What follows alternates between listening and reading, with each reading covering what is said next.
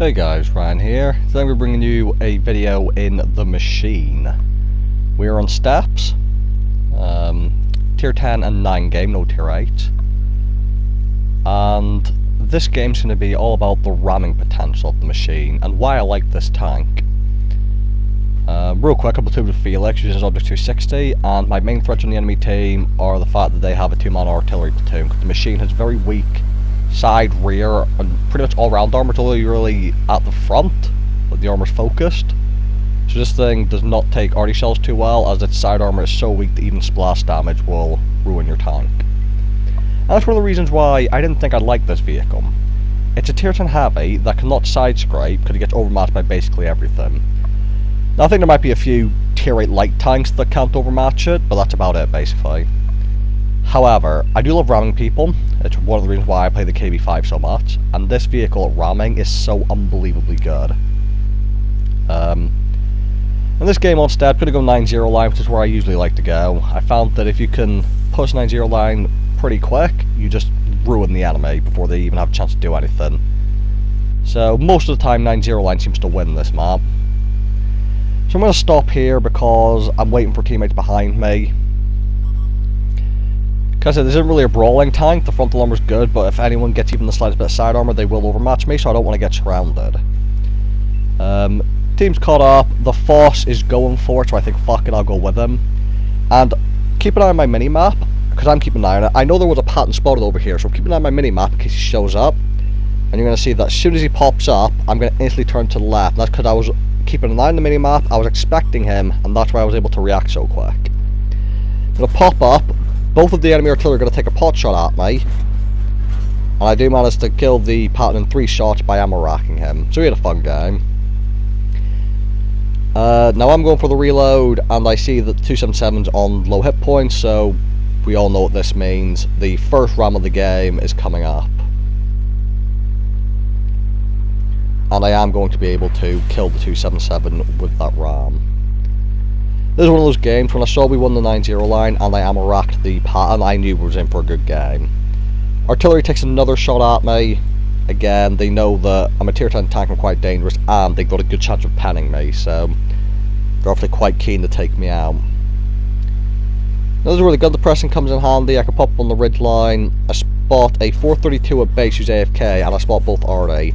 Now I know they have a Waffly 100 on their team, so I'm just going to not aim that shot and back up, because I don't want to stay exposed for too long, because I don't know where the Waffle is, and out where the 2 arty might shoot at me. But the artillery running away, and the 432 is AFK, so you're going to see I'm just going to ignore him while our Foss picks him off. And the reason is, I want to move to a position where the arty won't be able to shoot me, because I saw which direction they were running in, so this little hill here should provide cover for me. As well as that, I can go hold down on the tortoise, because his weak point is a lot easier to hit than mine is.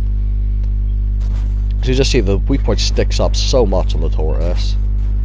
Don't know how that shot misses, but I do finish him off. And now I'm just going to have a quick look at the battlefield and see what the situation is. Having a look at what TD they've got. I7's on full hit points. There's a tank near our base, but he's on low health, and we have a lot of people at base, so I'm not worried about him. So, full health I7's looking like a good target for me. A lot of hit points to get off him. A lot of assistance as well if I can get his tracks off.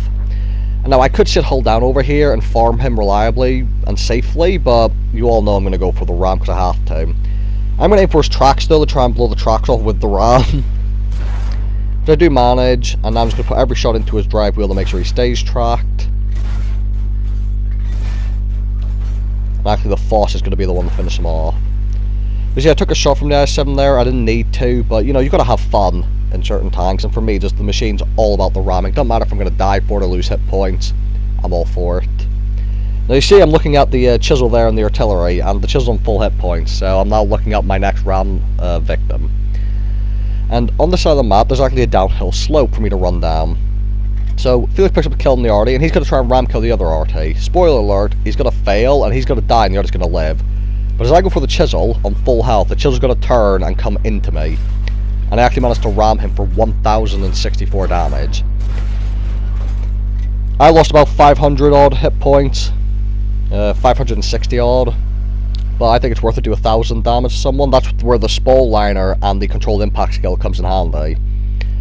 And this game I didn't realise how good I did because I was just having fun ramming into people. But 125,000 profit, 7,258 damage for the high caliber, 1,200 assistance, 4 kills for the ace tanker.